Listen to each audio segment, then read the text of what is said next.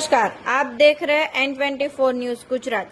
सूरत शहर में state monitoring cell ने सारोली में चल रहे शराब के अड्डे पर छापा मारकर 438 शराब की बोतल के साथ 10 आरोपी को पकड़कर अड्डा चलाने वाले लिस्टेड बुटलेगर दिलीप पाटिल के साथ 7 को वांटेड जाहिर किया।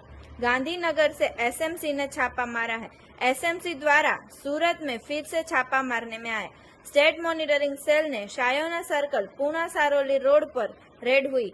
स्टेट मॉनिटरिंग सेल ने अंग्रेजी शराब की 438 बोतल जिसकी कीमत ₹61,060, 6 वाहन जो 2,40,000 के, नकद ₹41,000, 10 मोबाइल 1,20,000 के, अन्य माल मिलाकर 5,60,000 का माल जब्त किया। देखते रहिए N24 न्यूज गुजरात, सिर्फ हम तक ही नहीं सब तक।